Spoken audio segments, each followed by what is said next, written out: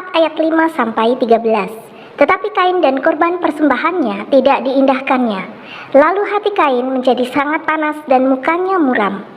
Firman Tuhan kepada Kain, "Mengapa hatimu panas dan mukamu muram? Apakah mukamu tidak akan berseri jika engkau berbuat baik?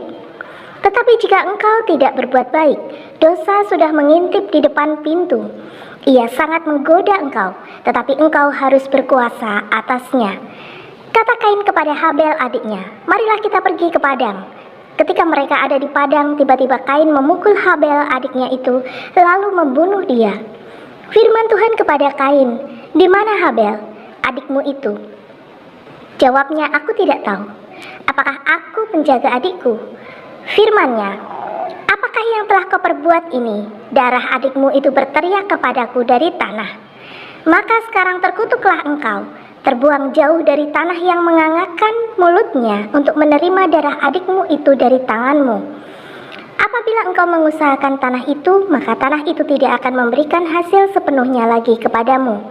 Engkau menjadi seorang pelarian dan pengembara di bumi." Kata Kain kepada Tuhan, "Hukumanku itu lebih besar daripada apa yang dapat kutanggung." Dosa yang paling tua, dosa yang paling awal, nomor satu adalah kesombongan. Betul? Kesombongan, betul. Betul? Pertama adalah dosa kesombongan. Nah, Lucifer jatuh dalam dosa apa? Kesombongan, ya. Betul? Betul? Betul. Nah, dan setelah itu, dosa paling tua nomor satu kesombongan. Dosa yang setelah kesombongan adalah yang kedua adalah apa? Iri hati. Iri hati. Nah, Iri hati. ingat. Itu temannya Pak Daud ya? Ya, dosa yang paling awal, dosa yang paling tua adalah kesombongan. Setelah kesombongan adalah yang kedua, iri hati. Iri hati. Ya. Ingat, setelah Adam dan Hawa diusir dari Taman Eden, mereka punya anak namanya Kain dan Habil. Habil, ya. Nah, Kain membunuh Habil karena apa? Iri hati. Nah. Berarti ingat, dosa nomor satu kesombongan, dosa nomor dua adalah apa? Iri hati. Persembahan Habil diterima Tuhan, persembahan Kain ditolak Tuhan. Betul? Betul. Karena persembahan Kain ditolak Tuhan dan persembahan Habil diterima Tuhan, Kain iri hati membunuh Habil. Jadi ingat, dosa yang paling awal itu apa? Kesombongan. Sombong. Kedua apa? Iri hati. Ya. Karena iri hati terjadi yang ketiga, pembunuhan. Betul? Betul. Lucifer ingin jadi Tuhan. Betul? Betul.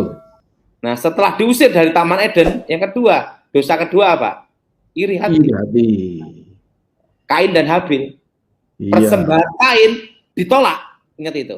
Persembahan Kain ditolak, persembahan Habil diterima Tuhan. Dari iri hati itulah terjadi perpecahan dan pembunuhan. Ya. Nah, jadi pembunuhan itu dosa ketiga. Oke. Jadi dosa yang paling awal itu apa? Kesombongan. Nomor dua, iri hati. Dari ketiga, pembunuhan, perpecahan dulu dan pembunuhan. Iya. Nah, saya tidak ahli teologi, bukan pakar teologi, tapi itu menurut pemahaman yang saya terima. Iya. Nah, makanya iblis menghancurkan manusia, nomor satu dari apa? Iri hati dulu.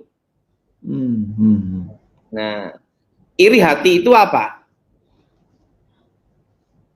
Tidak mau melihat orang maju. Ya. Tidak mau melihat orang itu lebih hebat. Tidak mau ngakui kelebihan orang. Ya. Nah, dari iri hati itulah yang terjadi nomor satu, yaitu apa? Keributan. Ya. Nah, kedua adalah apa? Perpecahan. Ya, setelah ribut pecah ya Pak Daud ya. Ya, kan ribut dulu. Ya, betul. Akhirnya pecah kongsi. Ya. Nah, istri kalau iri hati terus sama teman-temannya, akhirnya nuntut suami. Loh, ini ribut. Akhirnya apa? Pusing kepala, pecah, betul? Ya. Makanya jadi istri itu tidak boleh banyak nuntut. Gitu ya. Jadi harus nurut ya Pak Daud ya? Ya imbang lah. Nah, kalau nurut terus tetapi tanpa berhikmat namanya goblok.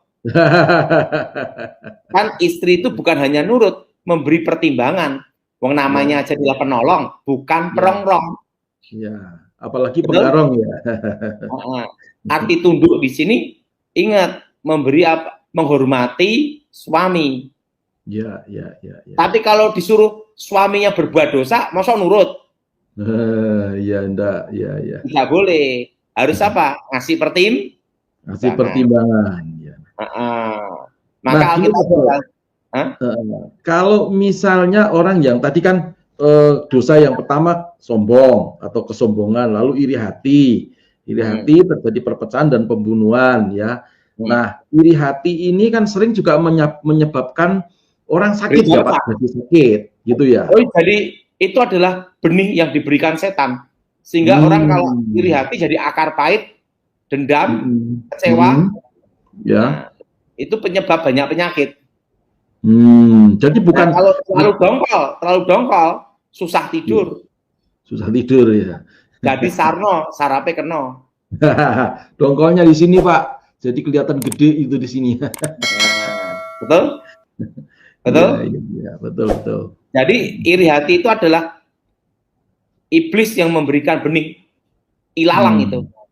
Nah, makanya kita ini sebagai orang percaya tidak boleh iri hati. Ya. Jadi kalau kita jadi istri, tunduk. Arti tunduk ini menghormati, betul? Ya. Tapi menghormati di sini, kalau disuruh buat dosa kan tidak mungkin ikut dosa, betul? Ya. Tetapi apa? Memberi apa? Pertimbangan. Maka disebut penolong. Betul. Menurut Pak Paulus gimana? Sangat setuju, Pak, ya, karena istri itu sebagai penolong bagi suami diambil dari tulang rusuk, bukan tulang rusak ya. Jadi tulang rusuk itu bukan tulang kaki. Ya, betul. Dan juga bukan tulang punggung ya. Nah, Pak Daud, saya ingat satu ayat Pak Daud. Ini ayatnya ini ada dalam Amsal nih, bunyinya begini nih. Ya, Amsal 14 ayat 30. Hati yang tenang menyegarkan tubuh, tetapi iri hati membusukkan tulang. Ini ada hubungannya apa, Pak? Kalau ayat ini dihubungkan dengan sakit penyakit yang sedikit-sedikit, wah ini seperti kena santet. Itu kayak saya dimantrai, diguna-guna. Ya? Gimana menurut Pak Daud? Orang iri hati itu pasti kan hatinya panas. Ya. Ingin menunjukkan kelebihan. Ya. Ribut. Ya. Nah, itu sama dengan unsur api kegelapan. Makanya orang yang iri hati menimbulkan apa? Hati panas. Menimbulkan hati panas ya. Hati dendam. Hati akar kecewa. Pahit. Ya, akar pahit ya, Pak. Jadinya akar apa? Akar pahit. Karena tidak mau mengakui kelebihan seseorang. Ya. Ada satu pelajaran yang saya terima dari kakek saya.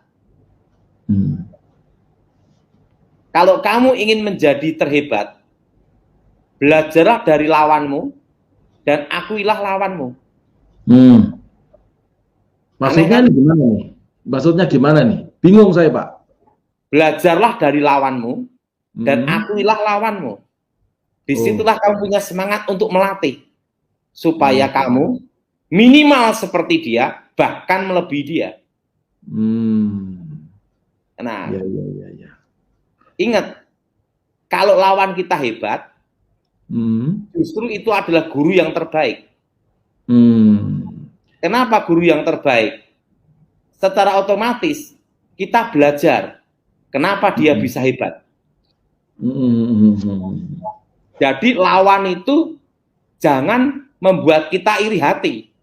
Kita punya lawan bisnis, jangan membuat kita iri hati. Kita harus belajar kenapa dia bisa hebat. Iya. Jadi bukan kalau tetangganya bisnisnya rame lalu disantet gitu nggak ya Pak ya? Nggak boleh ya? Tidak boleh. Itu iri hati namanya. Iri hati. Tapi seorang yang bijak akan belajar. Kenapa orang itu bisa hebat? Pertama dari manajemennya, kedua dari marketingnya, ketiga dari kemasannya, keempat dari kualitasnya. Betul? Ya. Makanya kakek saya ngomong, lawan terhebat adalah guru yang terbaik. Pak Paulus, ya, kakek saya mengajarkan saya, kalau kamu ingin menjadi terhebat, harus punya lawan yang terhebat. Dan kamu pelajari kenapa lawan bisa lebih hebat dari kamu. Dan kamu tekunin, dan otomatis minimal, ingat minimal, kamu sehebat dia. Kalau mau kau pelajari. Jadi kalau kita punya lawan bisnis, kita punya lawan bicara, jangan kita dendam, jangan kita iri hati, jangan kita kecewa. Justru pelajari kenapa dia hebat. Tuhan bisa memakai siapa dan kapan saja. Dalam 1 Timotius 1 ayat 16, tetapi justru karena itu aku dikasihani agar dalam diriku ini, sebagai orang yang paling berdosa, Yesus Kristus menunjukkan seluruh kesabarannya. Dengan demikian aku menjadi contoh bagi mereka yang kemudian percaya kepadanya dan mendapat hidup yang kekal. Memang ketika Roh Kudus menginsafkan seseorang, pada saat itu ia merasa dirinya adalah orang berdosa. Keyakinan ini adalah hal yang sangat terasa. Roh Kudus mengambil dan mengaplikasikan kebenaran Tuhan sehingga menembus hati orang itu, dan pada saat ia merasakan perlunya bertobat. Begitu juga kita telah menyadari kegagalan di hidup kita dan kemudian menerima kasih karunia dan pengampunan Tuhan, kita akan mengetahui kebenaran ini. Itu mungkin tidak berdampak begitu kuat kepada kita pada saat kita mulai belajar untuk hidup dengannya. Tetapi cepat atau lambat akan ada perubahan dalam cara hidup kita. Di dunia ini tidak ada seorang pun yang sempurna. Orang yang menyangkal bahwa mereka adalah orang berdosa sama sekali tidak pernah dekat dengan Tuhan.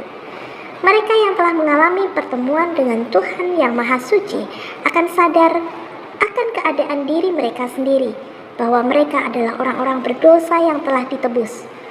Mereka mengetahui kebenaran bahwa Yesus telah mati untuk mereka dan Roh Kudus tinggal di dalam mereka untuk membebaskan mereka dari dosa. Mereka tidak lagi harus berbuat dosa. Mereka mungkin masih sering tersandung dan melakukan dosa individu, tetapi kehidupan dalam dosa telah mati dan mereka sekarang hidup bagi Tuhan. Mari kita renungkan dalam kehidupan kita sehari-hari. Tuhan bisa menggunakan siapapun, menjadikan sebagai alat. Mari kita wartakan kabar baik kepada siapapun.